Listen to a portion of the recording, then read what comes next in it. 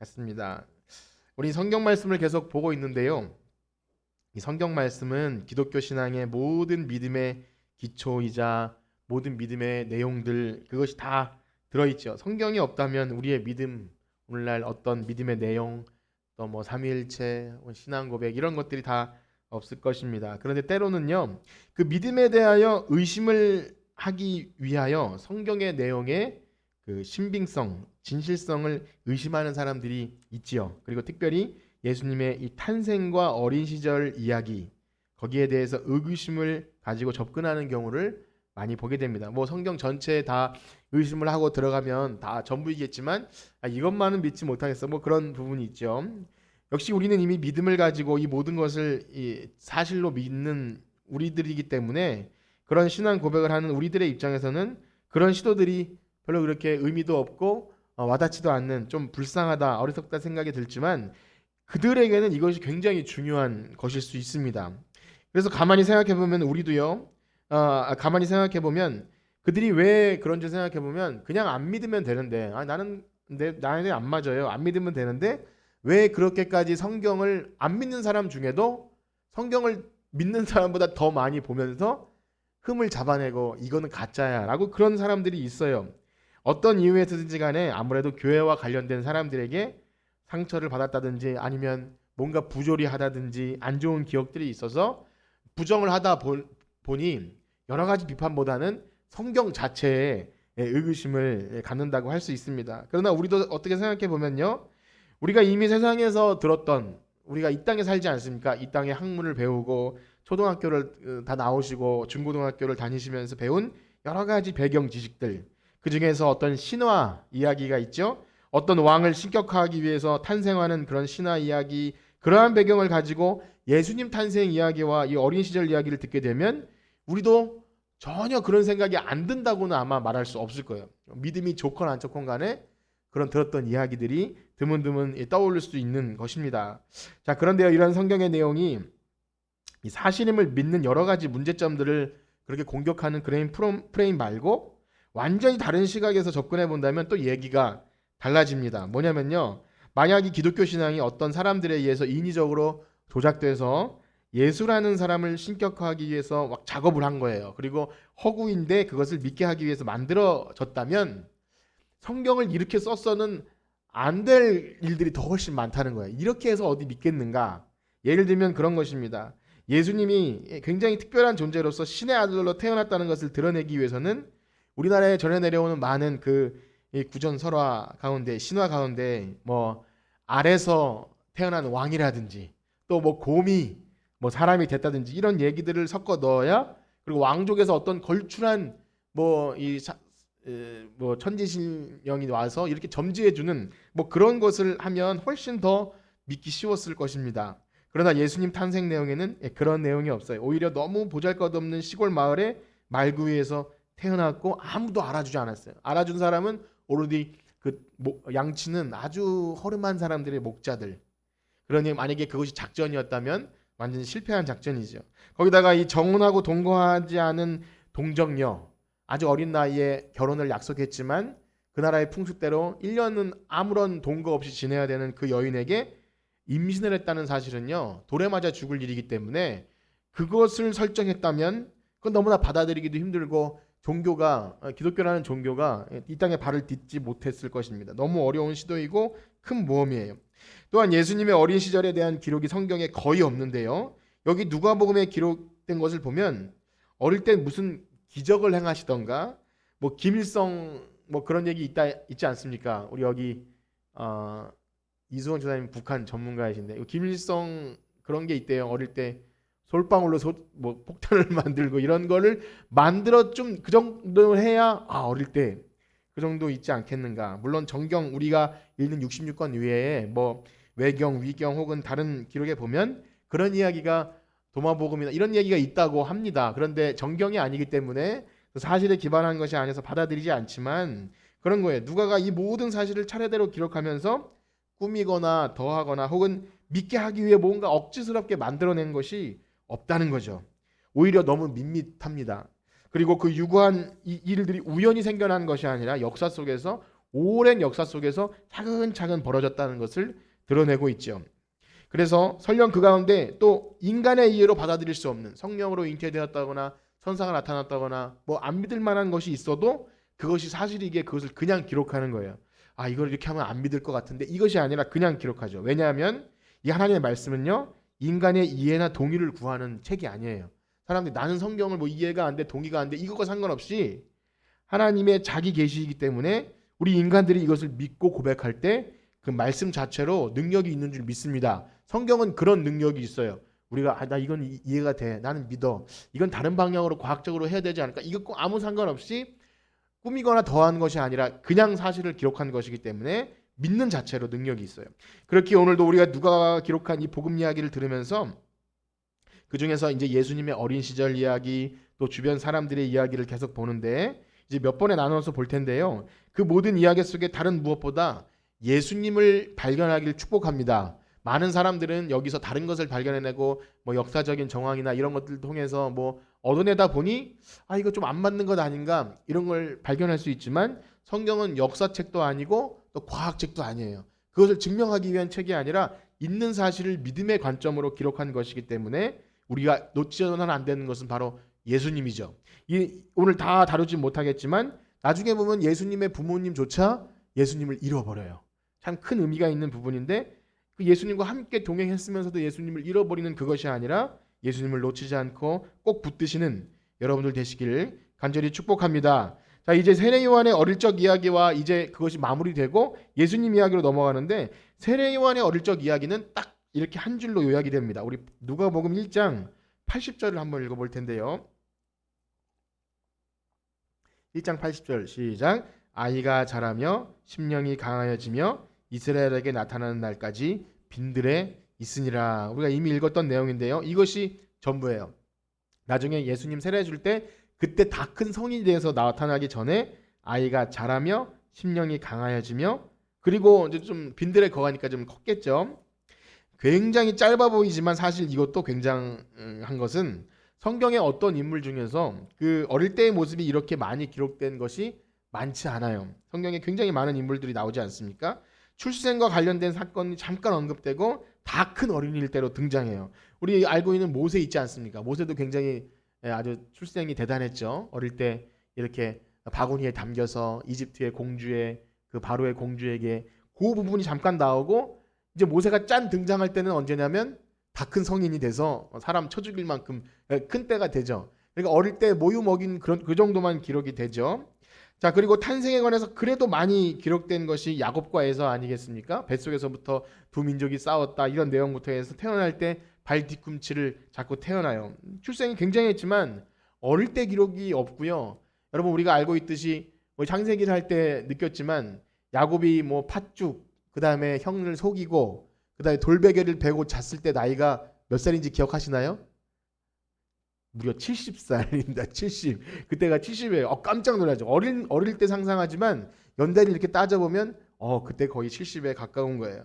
사무엘이 우리 이제 또 사무엘을 보시면 사무엘이 그래도 많지 않습니까? 누가복음에서 예수님 기록을 사무엘과 많이 흡사하게 기록했는데 역시 사무엘도 어린 나이에 이렇게 태어날 때부터 어머니가 기도해서 나고 그래도 어린 시절에 성전에서 자다가 이렇게 하나님 음성 듣는 거 사무엘아 사무엘아 이 부분이 나오죠. 굉장히 많이 기록된 거예요. 그래서 누가는요 이 사무엘을 굉장히 모델로 삼는데 그래도 성전에서 이야기를 듣는 한 부분이 나오고 그 다음에 이제 다 큰 사무엘 나옵니다. 다윗은 또 얼마나 대단한 왕입니까? 역시 어린 나이에 이렇게 왕으로 기름 붓는 장면이 나오지만 탄생의 기록은 당연히 없고요. 그 다음에 이제 성인이 된 부분이에요. 세례 요한이 그것과 비교하면 그 짧은 사역에도 이 한 줄 나온 것만 해도 대단합니다. 제가 이렇게 말씀드리는 것은 이제 세례 요한의 그것도 많이 기록했지만 세례 요한은 가만히 사라지고 예수님 이야기로 넘어가는 거예요. 과거의 이야기를 그래도 누가가 많이 기록한 것이죠.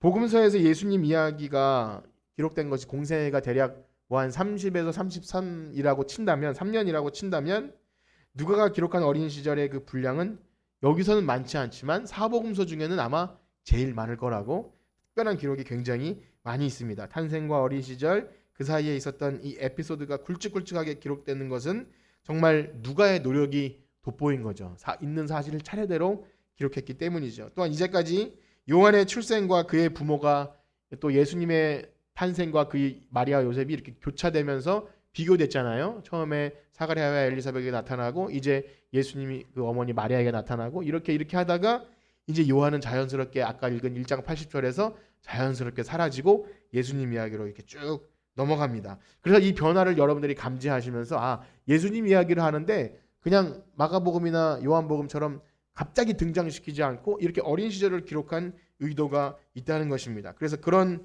관점에서 우리 21절에서 이제 2장 21절에서 24절까지 한번 다 같이 읽어보겠습니다. 시작. 할례할 8일이 되매 그 이름을 예수라 하니 곧 잉태하기 전에 천사가 일컬은 말하라. 모세의 법대로 정결 예식의 날이 참에 아기를 데리고 예루살렘에 올라가니 이는 주의 율법에 쓴 바 첫 해에 처음 난 남자마다 주의 거룩한 자라 하리라 한 대로 아기를 주께 드리고 주의 율법에 말씀하신 대로 집비 둘로 제사하려. 아멘. 여기 이제 21절에서 시작된 예수님의 아기 때부터 소년 시절 그리고 이제 누가복음 2장 거의 마지막까지 52절까지 어린 시절 이야기가 쭉 될 텐데요. 이 전체 이야기가 이렇게 한 묶음으로 사실 묶여 있습니다. 전체적인 구조를 말씀드리면 처음에 여기 앞에 부분과 뒷부분이 성전과 그 주변에 있었던 예수님 이야기예요. 성전, 율법, 예수님. 그리고 그 사이에 샌드위치처럼 가운데 껴있는 이야기가 뭐냐면 나이 많은 두 노인 시므온과 안나 이야기가 이렇게 나옵니다. 우리가 그런 얘기 많이 들으셨죠? 그 시므온과 안나가 예수님 안아보면서 너무 기뻐하면서 주제여 주님 이제 나를 편안하게 보존해 주십니다. 이 이야기가 요 안에 알맹이처럼 들어있고 예수님 성전 이야기가 겉에를 이렇게 싸고 있는 구조예요. 오늘은 먼저 이 성전 이야기 그리고 예수님의 어린 시절 할례를 받으시고 여기 보면 모세의 법대로 정결 예식을 치르시고 주의 율법에 쓴 바대로 하였다 이 이야기가 굉장히 반복적으로 나옵니다. 그러니까 누가는 의도적으로 예수님이 지금 성전에서 할례, 정결 예식, 율법 이것들을 강조하고 있는 것을 보게 돼요. 그래서 그 이유를 볼 텐데 또한 그 사이에도 예수님을 맞이한 사람이 젊은 사람들이 아니라 아주 나이든 이제 좀 있으면은 하늘 날아갈 그 사람들이 기다렸다가 예수님을 맞이 이렇게 바통 터치하듯이 딱 예수님 만나고 이제 저를 놓아주시는군요 하고 예수님의 시대가 이렇게 시작됩니다. 이 모든 이야기에는 무슨 기적도 없고 하나님의 계시도 등장하지 않아요. 어찌 보면 평범한 어떤 좀 똑똑한 아이가 특별한 말을 할 줄 아는 아이가 이 집에 참 특별한 아이가 낳네 이 정도에서 오래된 율법과 성전 이야기가 쭉 펼쳐집니다. 그렇게 기록하는 것을 볼 때 지금 누가가 무엇을 의도로 하는지를 알게 되는데요. 그것은 바로 이 옛것과 새것 어찌 보면 구약과 신약이 서로 분리되지 않고 이런 말 쓰죠. 오버랩 된다 그러죠. 아니면 뭐 그라데이션 근데 어려운 말이 아니라 이렇게 겹치는 거예요. 이것이 딱 끊어져서 나가는 게 아니라 구약이 여기까지 있으면 또 신약이 이렇게 중간에서 출발하듯이 부드럽게 자연스럽게 터치가 되는 것입니다. 그래서 이렇게 한 이유가 있는 거예요. 누가가 사도행전 이후에 기록할 때도 보면요. 복음이 전해질 때 이 구약의 어떤 유대인이나 성전 이런 것들을 이렇게 없애버린 게 아니라 전도를 하면 유대인 회당에서 하고요. 성전에서 베드로와 요한이 기도하러 성전에 올라가는 모습이 나와요. 그러니까 초대교회나 예수님 믿던 시절에 이 성전이나 유대인들과 단절을 이루면서 이 기독교가 생겨나는 것이 아니라는 것을 알게 되죠. 거기다가 율법과 복음이 서로 반대되는 게 아니라 이렇게 자연스럽게 연결됨을 보게 됩니다. 우리 종교개혁 시대 이후에 살기 때문에 뭔가 단절이 있는 것 같지만 그렇지 않아요. 그래서 예수님도 율법에 따라서 할례를 행하시고 또 모세의 법대로 모든 절기를 지키신 겁니다. 우리는 쉽게 율법과 복음이 마치 반대되거나 믿음이 온 이후에는 율법이 다 폐기되어야 될 것처럼 생각하는 경우가 있지만 예수님께서 이 땅에 태어나시고 어린 시절을 보내시는 그 중심의 모든 삶의 배경에는 성전과 구약의 율법들이 있었다는 거예요. 또한 율법과 복음에 대해 이야기하고 있는 우리가 얼마 전에 본 갈라디아에서도 보면요. 이 또 로마서나 이런 데 보면 율법이 쓸데없어 폐기되는 것이 아니라 예수님께서 오히려 그 율법을 완성하러 오신 분이라고 우리는 기억하죠. 그리스도의 십자가로 말미암아 그 율법의 마침이 되신 겁니다. 그러므로 이제 이 새로운 복음의 시대 이제 아기 예수님이 탁 탄생하시고 마치 새로운 복음의 시대가 완전히 뒤바뀐 새로운 시대가 열리는 것 같지만 이 구약의 율법과 모든 법도들이 예수님의 배경에 자리 잡았고 누가는 의도적으로 그것을 이 복음을 듣는 사람들에게 알려주신 거예요. 즉 무엇이냐면 예수님은 율법을 폐기하러 오신 분이 아니고 완성하러 오신 분이고 기존의 질서를 막 뒤엎어버리는 혁명가가 아니라 하나님의 말씀의 본질로 돌아가는 회복, 개혁을 하러 오신 분임을 알 수 있어요. 이것이 바로 복음의 성격이고 우리 기독교가 가야 할 바라는 것을 느끼게 됩니다. 여러분 그 지금 개혁과 혁명 얘기를 했는데 혹시 개혁과 혁명의 차이를 아시나요? 예. 누가 칼로 이렇게 딱 나눠서 구분한 것은 아니고 그렇지만 이렇게 통상 구분하더라고요. 혁명은 이 아래로부터 완전히 뒤집어서 새 판을 짜는 것을 혁명이라는 표현을 써요.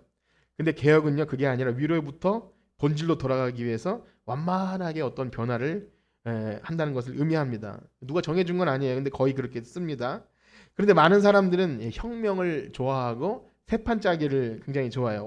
기존에 부패한 오래된 질서를 엎어버리고 새 판을 짜는 것. 근데 여러분 개혁과 혁명 중에 어떤 게 쉽다고 하는지 아십니까?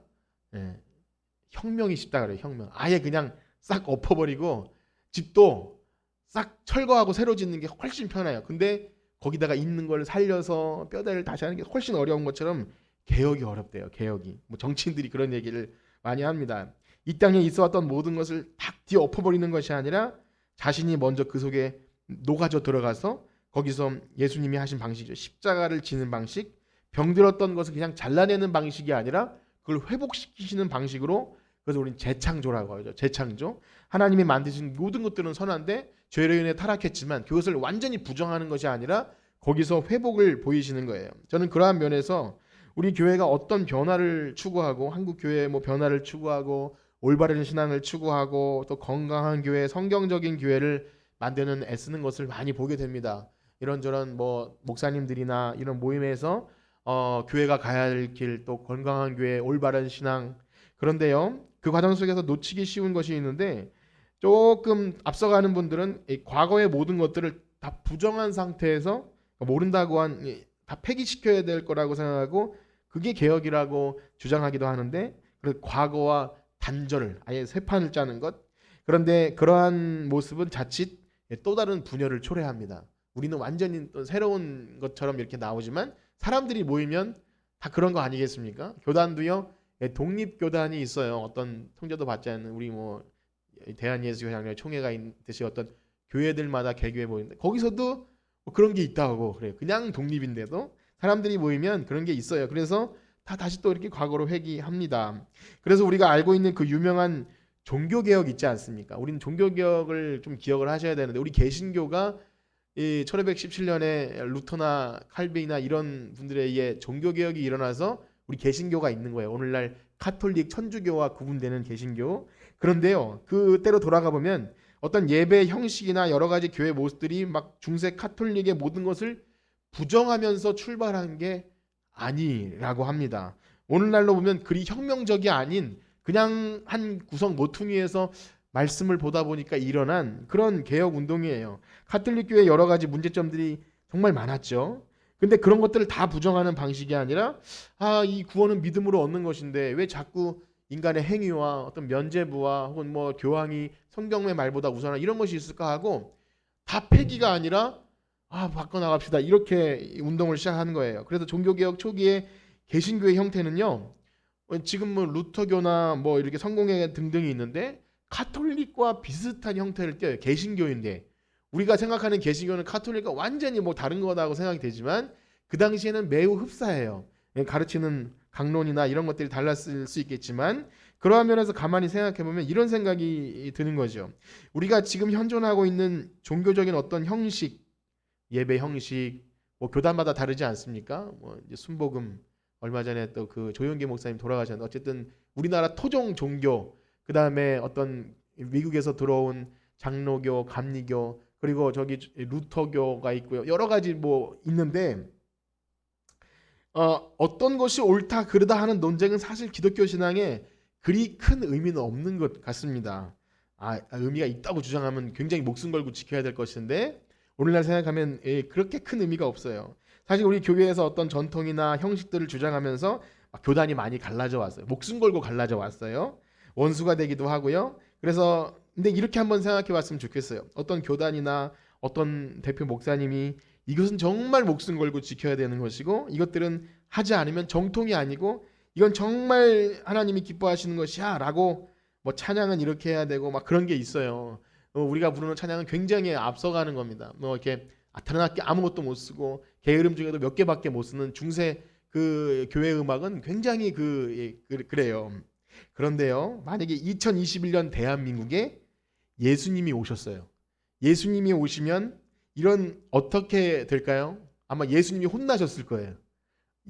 이런 것도 이 찬성도 몰라 아니면 이것도 몰라 하면서 예수님이 혼나실지도 모른다는 거예요. 물론 가정입니다. 그럴 리는 없겠지만 오늘 예수님이 오셔서 얘들아 난 그런 거 잘 모르겠는데 라고 하실 수도 있어요. 우리가 그렇게 목숨 걸고 주장하는 그런 모든 것들이 어찌 보면 예수님을 생각할 때 하찮은 것이 될 수도 있다는 겁니다. 그렇습니다. 이 땅에 성령님이 임하셨고 그리고 믿는 믿음의 모임들이 생겨났고 교회가 세워지고 2000년이 지나면서 막 중세 로마 교회나 또 종교개혁된 카톨릭에서 개혁된 교회나 그 모든 것들의 형태에 따라서 지방에 따라서 예배 형식이 다르고 모임의 이런 것들이 다르고 그다음에 우리는 이렇게 딱 각진 예배당에 있지 않습니까? 자유로운 뭐 아프리카나 이런 데 막 춤추면서 1시간 동안 찬양하고 지금도 막 시계 보시는 분이 있는데 이 시간에 구애받지 않고 아프리카 사람들은 그래요. 예배 시간에 우리나라는 잘 지키지만 우리나라 사람 시간 굉장히 잘 지킨대요. 그래서 아프간에서 이렇게 할 때도 시간 잘 지키는 것 우리나라 사람들한테 배웠대요. 몇 시까지 어디로 모여서. 근데 그 나라 사람들은 시간 관념이 없어서 굉장히 뭐 늦게 와도 늦게 온 것이고 늦게 시작하면 또 늦게까지 예배하고 막 그래요. 다 각자 다양해요. 어찌 이렇게 하나님께 예배는 시간을 안 지키고 그럴 수 있냐고 말할 수 없는 그런 거예요. 자, 그럴 때 저는 이런 모든 것들을 하나님이 인정해 주실까요? 인정 안 해 주실까요? 저는 인정해 주신다고 봐요. 각자 다양한 형태들을 다 인정해 주시는 겁니다. 그래서 예수님이 만약 오늘 다시 오신다면 물론 그런 일은 없겠지만 마지막 재림 때만 오시는 거예요. 가장 예의 바르고 경건한 모습으로 말씀에 집중하고 성경적으로 신앙생활 하시는 분이 아니었을까 그렇게 생각이 돼요. 예배 시간에 졸지 않고 말씀에 집중해서 눈을 동그랗게 잘 듣고 찬양도 열심히 하고 그랬을 것 같아요. 물론 가정입니다. 그래서 하나님의 아들이신 예수님 곧 창조자 하나님이신 분이 이 땅에 오셔서 어린 시절 하신 일이 뭐냐면 모세의 법대로 주의 율례대로 모든 결례를 행하셨다고 아주 강조합니다. 그리고 성전에서 그 율법들을 가지고 선생님들과 함께 배우고 가르치는 그 일을 하셨다는 거죠. 물론 한편으로는 예수님이 아직 어리셨으니까 어린 시절이셨으니까 아직 뭔가 완성되지 않아서 그러실 거라고 생각되지만 사실 예수님이 다 성장하신 후에 공생 기간 동안에도요 절기에 따라 예루살렘으로 올라가셨고 우리가 요한복음 기억나시죠? 초막절에도 가셨고 또 유월절에도 가셨고 절기에 따라 예수님이 돌아가시는 그 순간들도 다 절기였어요. 유월절 어린 양의 피가 되시기 위해서 유월절에 맞춰서 돌아가시고 하나님이신 예수님께서 우리 인간들에게 찾아오셔서 우리에게 맞춰주신 거예요. 하나님이 뭐 율법을 지키실 필요가 뭐가 있으십니까? 그래서 사도 바울도요 새롭게 복음이 전해지고 여러 가지 형태로 이제 신앙생활이 되어진 각 교회마다 달랐잖아요. 그런데 이렇게 표현하죠. 뭐 범죄의 모습이나 이방인들의 악한 것을 제외하고선 내가 너희들 가운데로 들어갔다. 그리고 모든 여러 곳에서 여러 모양이 되었다. 그럴 때 복음의 진정성이 의심받지 않았어요. 내 것을 주장하고 내가 세운 전통을 주장하고 그렇게 하지 않았을 때 복음이 잘 들어갔죠. 그렇기 때문에 예수님도요 성전을 멀리하시지 않으셨어요.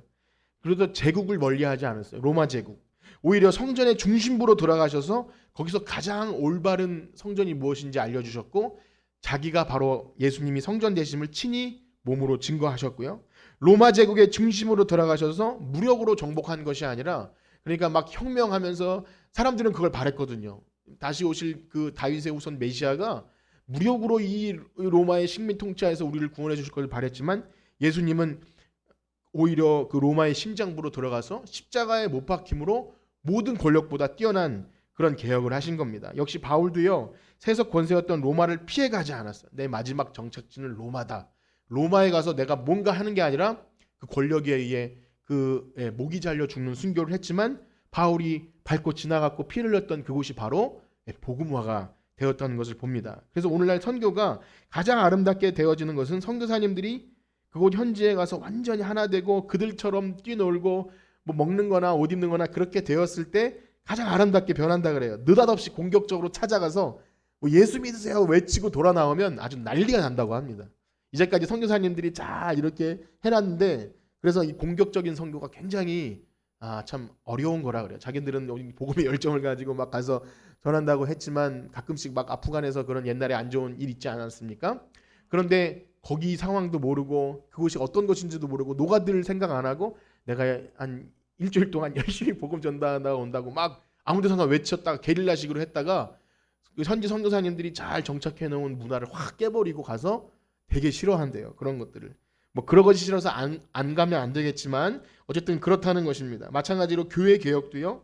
성경으로 돌아가고 또 이제까지 쌓아왔던 모든 것들 형식이나 기존의 신앙을 부정하면서 파격적으로 뭔가를 시도한다는 것은 올바른 신앙을 갖는데 사실은 도움이 되지 않습니다. 힘들고 어려워도 분리와 단절이 아니라 그 안에서 옳은 방향으로 바꿔나가는 길, 그래서 변화를 두려워하지 않지만 또 옛날을 고집하지 않는 것, 이것이 우리 안에 계속 긴장으로 있어야 돼요. 앞에 있는 것을 잡으려고 쫓아가지만 또 이제까지 해왔던 것을 버리는 방식이 아니라 또 이렇게 끌고 나가는 거죠. 그것이 사람이 될 수 있고 어떤 구조가 될 수 있어요. 그래서 우리 이 기독교 복음은 쉽지가 않습니다. 예수님도요, 제약된 이 백성들에게 죄로 말미암아 베풀어 주신 율법, 우리가 율법의 의미를 배울 때 그렇지 않았습니까? 사람들이 범죄함으로 말미암아 하나님이 주신 율법이에요. 그럼 예수님은 이것을 지키실 필요가 없는 분이세요. 그런데 율법 아래 스스로 매였죠. 그 율법의 모든 절개를 지키시고 순종하시고 결례를 지키시고 율법의 저주까지 다 본인이 담당하셨어요. 그래서 기독교 신앙을 갖고 복음을 듣고 성경대로 산다는 것은요, 모든 것을 버리고 예를 들면 속세를 떠나서 어떤 새로운 믿음 공동체를 만들어서 거기서 그렇게 하는 것이 아니라, 옛날에는 수도원 문화가 있었는데 그것이 기독교가 아니라 내가 속한 가정과 직장과 우리 동네 이 문화를 인정해주고 그들이 처한 상황 안에서 복음을 재해석해서 그들에게 맞춰서 복음을 전해야 되는 것, 그것이 복음입니다. 이 구약 이 성경이 쓰여졌던 시대는 그들에게 맞추기 위해서 이 바울이 뭐 로마인, 헬라인 뭐 이런 좀 배운 사람에게는 이런 식으로 접근하고 또 아테네 같은 데 가서는 이 이름 없는 신이 무엇인지 아냐고 하면서 이렇게 설명하듯이 그 지역의 상황에 맞게 복음을 전하는 거예요. 우리가 예수천당 불신족이 얼마나 멋집니까? 그런데 만약에 어디 지하철이나 이런 데서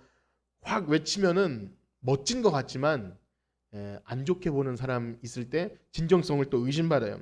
물론 그것도 하지 못하는 건 더 창피한 거지만 그렇습니다. 물론 이것이 말처럼 쉬운 게 아닙니다. 그러나 그것이 어렵다고 이러한 시도를 멈춘다면 기독교는 점차적으로 쇠퇴하거나 아니면 세상과는 아예 고립된 단절된 단체가 될 겁니다. 예수님은 그걸 원치 않으셔서 그들과 같이 되셨고 죄인들이 지켜야 될 율법을 하나님의 본체이신 예수님이 지키시면서 참 사람의 모범이 되어주셨습니다. 그러므로 우리 기독교가 이질적이 되어서는 안 되고요. 세상과 짝할 수도 없어서 예수님 말씀하신 대로 뱀같이 지혜롭고 비둘기같이 순결해라.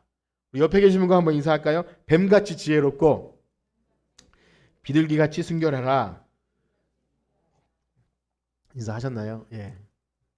감사합니다. 그렇습니다. 우리가 먼저 믿은 사람이 짊어져야 될 십자가입니다. 이걸 포기하면 절대 안 돼요.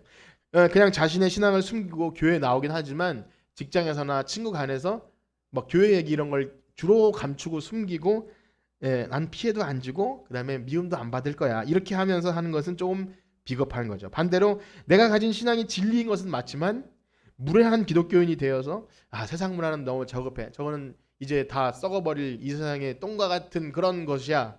나는 고결하고 그래서 생계를 위해서 잠시 돈을 벌 뿐 나는 질적으로 달라. 이런 자세는 그들에게 더 조롱거리가 될 수도 있습니다. 복음이 아닌 것이죠. 그래서 요한복음에 보면요, 예수님이 세리와 죄인들과 함께 먹기를 탐하고 포도주를 즐기는 사람이라고 막 조롱을 받습니다. 실제 그런 것을 뭐 없는 거를 만들진 않았겠죠. 그렇게 오해를 받을 정도로 예수님의 하나님의 율법을 지키는 방식은 그 법을 가지고 사람을 죽이거나 그 법을 지켜서 자신이 의로워지거나 정죄를 행하는 것이 목적이 아닌 살리는 길, 죄인들과 같이 되셨고 그것이 그들에게 하나님 나라를 전하고 생명해 주는 복음이 되었다는 것입니다. 그래서 오늘날 교회가 나가야 될 길입니다. 복음이 그렇게 세상에 전해져야 합니다. 그리고 우리 신앙인들이 이 땅의 복음을 가지고 살아가는 방식도 그래야 한다는 것입니다. 그러므로 정말 예수님 잘 믿는 복음 전하고 싶은 그런 사람들이라면 과연 내가 직장에서 직장 상사나 또 밑에 사람이나 거래처나 이런 사람들을 대할 때도 복음이 관련이 있는지, 세상에서는 그냥 막 살다가 교회 나와서 교회용 신자인지를 잘 생각해 보셔야 돼요. 내가 만나는 가르치는 아이나 어떤 뭐 이렇게 만나는 어떤 사람이라도 내가 예수 믿는 사람이고 복음으로 그들에게 다가갈 수 있는 그 사람인지를 알아야 돼요. 그리고 가장 친한 관계들, 아내나 남편이나 또 자녀를 대하고 믿지 않는 친척을 대할 때도 이기적인 기독교회, 교회에서는 너무 선하 보이는데 집에서는 그렇지 않은, 대화가 안 되는 사람이라면 이 복음으로 변화받아야 할 사람이라는 그것이죠. 내가 정말 복음으로 변화받지 않으면 누구에게 아무리 옳은 소리, 예수천당 불신지옥을 외치고 능력 있는 말을 전해도 그것이 그냥 울리는 꽹과리라는 말씀입니다. 자, 그런데 당시에 바리새인과 서기관 율법학자들은 예수님이 이렇게 하신 귀한 율법을 지키는 방식이 자신들은 의로워지고 약자를 괴롭히고 세리와 죄인을 정죄하고 억압하는 데 사용했다는 거예요. 이게 큰 차이죠. 율법을 가지고 내가 다 지키면서도 다른 사람을 살리는 방식이 예수님 방식이었다면, 인간들은 내가 이것을 조금 다 지키지도 못하면서 어느 정도 하면서 나는 했으므로 의롭고 넌 못했으므로 너는 정죄받고 이건 법도 아니고 막 이렇게 하는 방식으로 율법을 했다는 거예요. 우리가 본문을 통해서 오늘 읽은 본문을 통해서 잘 느끼지 못했지만 오늘 예수님의 가정도 결례를 따라서 이 제물을 드리는 거예요. 당시의 종교적인 상황을 설명해 주는 요 제물 드림을 가지고도 많은 것을 읽어낼 수 있는데요. 레위기법에 의하면 남자아이가 태어나면 이 정결 예식을 합니다. 그때 소나 양이나 이것을 잡아다가 이제 그 아이가 이제 태어났으므로 엄마가 이 기간이 엄마도 부정한 기간이 있어요. 그것이 끝나면 이렇게 드려야 되는데 가난한 사람들을 위해서 비둘기로도 드리게 했어요. 그러니까 이 법이 죽이려고 하는 법이 아니라 기억하고 은혜를 기억하고 하나님이 주신 그 감사한 것들을 잊지 않기 위해서 했기 때문에 너 소 양 없으면 안 되는 거야, 이런 게 아니라 비둘기 가지고 하게 해주셨어요. 그런데 당시에 여러 가지 역사적인 자료에 의하면 이 제물조차요, 원래는 집에서 가지고 와야 되는 건데 성전 근처에서 팔다가 성전 안까지 들어와서 돈을 바꾸고, 그래서 예수님이 성전에서 책망하실 때 막 비둘기 파는 사람 막 그렇게 음매의 소리가 들렸던 거 아닙니까? 그 상인들의 행위를 허락해주는 종교 지도자들이 거기서 이익을 얻은 거예요. 왜냐하면은 그 상권을 허락해주면 분명히 뭔가 이 커넥션이 있는 건 아닙니까? 우리가 뻔히 아는 사실이죠. 이익을 떼어갔어요. 그런데 여러분, 예수님이 드린 그 비둘기 가격이 얼마였던지 아십니까? 대략 이런 자료에 의하면 9만 원 돈 됐다 그래요. 그 어려운, 그래서 비둘기밖에 드리지 못하는 가정에게 비둘기라도 드리고 싶어서 드리는데 그걸 9만 원에 팔았다고 하니 얼마나 큰 부담이었겠습니까? 그런 후에 예수님께서 그랬기 때문에 나중에 성전 가셔서 그 재물들, 성전세를 바치는 돈 바꾸는 사람들을 그거를 막 혼내셨어요. 왜냐하면 정말 예수님은 율법을 사랑했고 성전을 사랑했고 그 율법의 의미가 뭔지 알았기 때문에 그렇게 율법을 변개시키는 것을 너무 미워했던 것이죠. 우리가 이제 누가복음 아직 읽지 않았지만 나중에 후에 21장에 가면 헌금함에 자기 재산의 전부인 2렙돈을 넣는 과부 이야기가 나오지 않습니다. 여기서도 성전 이야기가 나와요. 누가는 성전 주변에서 그 많은 이야기를 썼는데요. 예수님이 그 여인을 다른 사람보다 이 과부는 저기 부자보다 이 가진 걸 다 냈기 때문에 가장 칭찬받아야 될 사람이야 라고 할 때 우리는 그래, 이 말씀은 우리가 우리의 전부를 드릴 때 하나님은 칭찬해 주시는 거야. 내가 헌금할 때 전부를 드려야 돼. 어떻게든 마음을 다해야 돼. 그런 교훈이라고 생각하지만 사실은 그 다음 이야기를 보면 알 수 있는데요. 성전의 그 사치스러움, 종교자들의 위선적인 행동을 예수님이 우회적으로 비판하면서도 그 여인에게도 상처가 되지 않게 그렇게 얘기하신 거예요. 만약에 예수님이 혁명가였다면 여봐라, 여기서 헌금 드리는 거 다 쟤네들 목구멍으로 들어가는 거야, 하지마, 이렇게 했을 수도 있어요. 근데 그것이 아니라 야, 여기 드리는 여인이 제일 많이 들었다, 봐라, 이렇게 하시면서 그들을 부끄럽게 하시는 방식이셨죠. 얼마나 지혜롭고 얼마나 개혁적인지 몰라요. 만약 예수님이 정말 그것이 목적이 아니었다면 매일 그랬어요. 매일 뒤엎고 저 로마도 물러가야 되고 막 그런 식으로 했겠죠. 오늘 말씀을 이렇게 마치기 원합니다. 이렇게 누가의 이 저자인 누가가 기술한 방식에 초점을 맞춰서 오늘 살펴보니까 약간은 생소합니다. 그러니까 평소에 듣던 것과 약간은 그럴 수도 있겠다. 또 성경에 대한 생소한 접근 방식이 있기 때문에 낯설게 여겨질 수도 있어요. 그러나 여러분 마음을 넓게 여시고요. 우리가 믿는 기독교, 교회, 복음 그 길이와 넓이와 높이가 얼마나 높은지를 우리는 아셔야 돼요. 그 구원이 무엇인지를 너무나 많이 아셔야 돼요. 그냥 이렇게 열심히 하면 죽어서 천국, 요 단순한 걸로 생각하면 물론 순수하고 단순한 믿음 너무나 좋은 것이지만 우리 생활상에 난 구원받은 사람인데 왜 이렇게 절망적이야? 이게 해결이 안 돼요. 나는 구원받은 신자인데 가족 간에 왜 이렇게 살고 있는 거야? 이것이 절대 풀리지가 않는다는 것입니다. 그것은 바로 이 교리적인 제한을 두고 내가 열심히 고백만 하면 나는 천국이야. 그것이 아니라 정말 내가 이미 구원받은 신자로서 복음으로 어떻게 살아내야 되는가를 깊이 있게 끊임없이 공부하고 고민하고 기도하고 사람들과 그 숙제를 풀어내지 않으면 우리는 아주 고립된 혹은 단절된, 사람들이 우리 기독교인을 욕할 때 아주 이기적이고 독선적이다 이렇게 볼 수밖에 없는 겁니다. 동시에 이러한 접근을 함에 있어서 잊지 말아야 할 것은 이제까지 하나님께서 교회를 붙들어 주시고 2000년 역사, 물론 그 전에도 교회지만 예수님 오신 후에 2000년 역사 가운데 이 보존하여 주신 산물들, 이 부정해서는 안 되겠죠. 세상의 과학적인 지식과 함정 사고가 고도로 발달했음에도 불구하고 이 교회를 붙들어 주신 것은 성령님의 역사로 말미암아 이 말씀이 진리다, 그것을 믿고 고백하는 사람들에 의해서 교회가 이렇게 버텨낸 거예요. 그런 사람들에 의해 예배가 드려졌고 신앙의 형식들이 축적된 것입니다. 그리고 우리 하나님은 그것을 통해 예배 받으셨고 복음이 전해지게 하셨습니다. 물론 핍박의 시대가 지나고 편안해지면서 교회가 욕먹을 일도 있고 타락할 일고 부패한 일도 무척 있지만 오늘 우리가 다 보지 못했지만 시므온과 안나와 같이 그런 부패한 성전 안에서도 메시아를 기다렸던 그 경건한 사람들이 있었어요. 그러니까 하나님은 그 성전 안에서 기도를 받으셨고 그 성전에서 예수님이 할례를 행하셨고 그렇게 하셨다는 것입니다. 그렇기 때문에 우리가 복음, 기독교, 그 다음에 뭔가 변화 이런 것을 얘기할 때 정말 복음이 무엇이며 우리가 무시하지 않고 어떻게 하면 정말 하나님이 기뻐하시는 교회를 만들어갈 것인가, 또 우리가 맡은 그 일은 무엇인가, 내가 어느 위치에서 그것을 해야 할 것인가를 날마다 순종하는 예수님을 본받으시면서 해나가시는 우리 교회 되기를 간절히 소망합니다. 우리 찬양을 드리면서 마칠 텐데요, 그것이 선한 능력인 줄 믿습니다. 막 힘과 권력과 아니면 뒤에 엎어버리고 내 성격대로 하는 것이 아니라 선한 능력, 주님이 주신 그 십자가의 능력 의지하면서 주님의 복음으로 변화시키는, 우리 가정과 교회를 변화시키는 우리 모두가 되기를 축복합니다. 우리 찬양 드리시고 기도하겠습니다.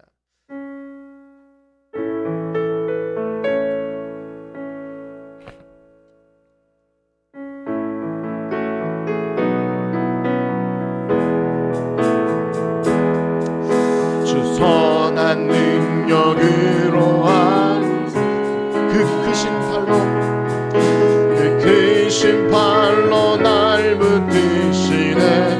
절망 속에도 흔들린 사랑하는 주 얼굴 보아리, 사랑하는 주 아멘. 선한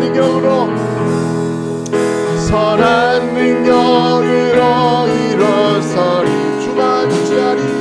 주만 의지하리, 믿음으로 우리 고대 안에 주 오실 그날, 영광의 새날을 맞이한 이전의 괴로운 날에 고난의 길을 걷는다 해도 주님께 모두 맡기고 근데 승리의 날을 맞으리, 승리의 날. 아멘. 선한 능력으로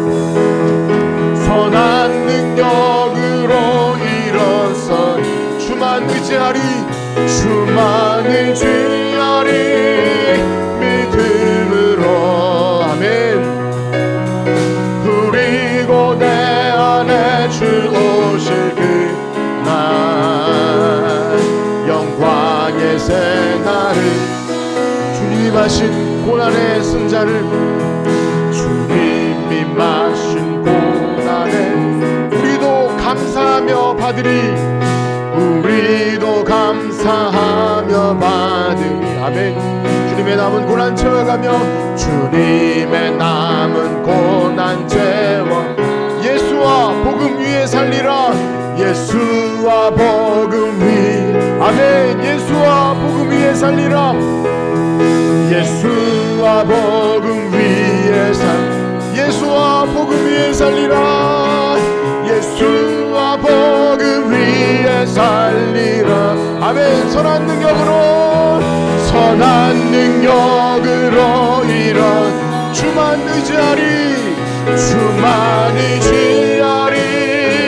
믿음으로 우리 모대 안에 주 오실 그날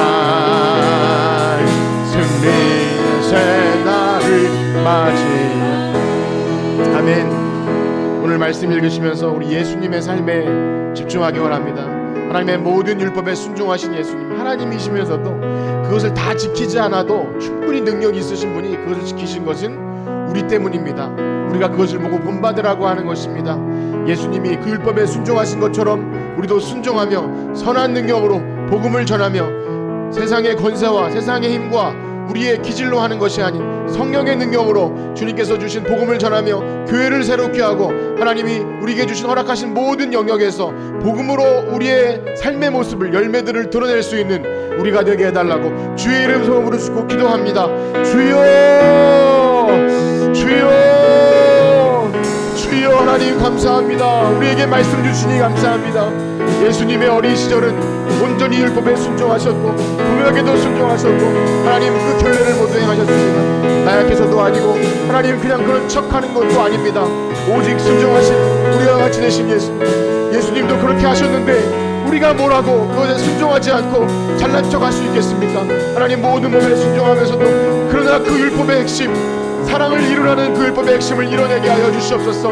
그를 위해서 담대하게 하시고 개혁을 하게 하시고 목숨을 걸게 하여 주시옵소서.